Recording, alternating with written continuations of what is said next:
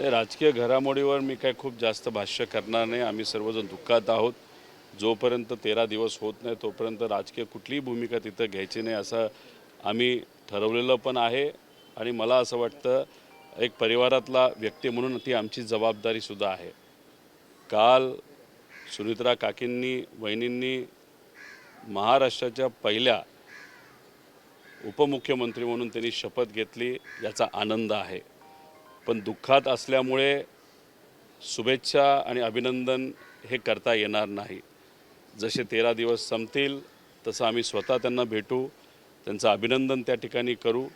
शेवटी त्यांच्या पक्षाने घेतलेला तो निर्णय आहे. सुनित्रा वहिनींच्या बाबतीत बोलायचं झालं तर सामाजिक क्षेत्रामध्ये त्या अनेक वर्षांपासून सक्रिय आहेत, पण राजकीय क्षेत्रामध्ये त्या तेवढ्या सक्रिय नव्हत्या. पहिलीच जबाबदारी त्यांच्या खांद्यावर एक दुर्दैवी घटना घडल्यानंतर दादांनंतर ती त्यांच्या खांद्यावर आलेली आहे. दादांची जागा कुणीच घेऊ शकत नाही हे सगळ्यांना तिथं माहिती आहे. पण सुनित्रा वहिनींकडे बघत असताना आम्ही दादांनाच बघतो आणि त्या खूप चांगल्या पद्धतीने काम करतील असा विश्वाससुद्धा आम्हाला त्या ठिकाणी आहे. राजकारण काय झालं कसं झालं याच्याबद्दल आज नाही, पण 13 दिवस झाल्यानंतर मात्र या बाबतीत आम्ही स्पष्टपणे त्या ठिकाणी भूमिका घेऊ.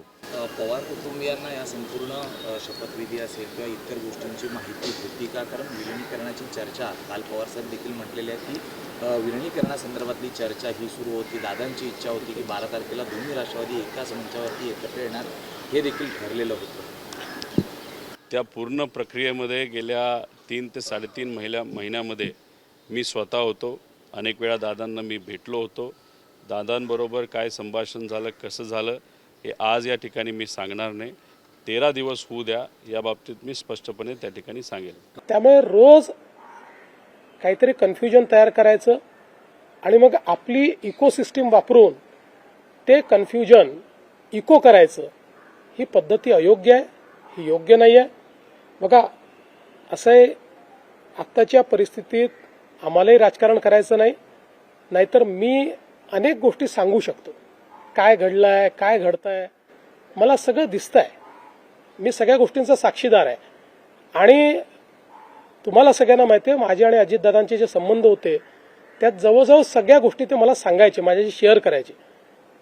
त्यांचा दुर्दैवी मृत्यू झाला त्याच्या आदल्या दिवशी जवळपास 1 तासभर आम्ही दोघं गप्पा मारत बसलो होतो. त्यामुळे मला असं वाटतं की या बाबतीत शेवटी खालच्या स्तराचं राजकारण करणं योग्य नाही. त्यांच्या पक्षाने निर्णय घेतला. एक लक्षात ठेवा की आज 2 वेगवेगळे पक्ष झालेले आहेत. शरद पवार साहेबांचा पक्ष आहे, अजित पवार साहेबांचा पक्ष आहे.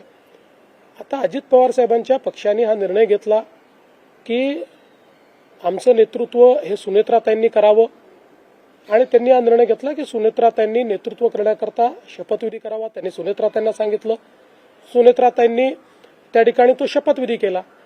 त्यामुळे हा निर्णय सर्वस्वी राष्ट्रवादी काँग्रेस पक्षाचा आहे. आमची पहिल्या दिवशीपासून एक भूमिका आहे की आमचे साथीदार कोण आहेत, तर राष्ट्रवादी काँग्रेस पक्ष, अजित पवार यांच्या नेतृत्वातला राष्ट्रवादी काँग्रेस पक्ष. त्यामुळे आमच्या साथीदारांनी जो निर्णय घेतला त्या निर्णयाच्या पाठीशी उभं राहणं ही आमची जबाबदारी आहे. ती जबाबदारी आम्ही कालही केली, आजही करू.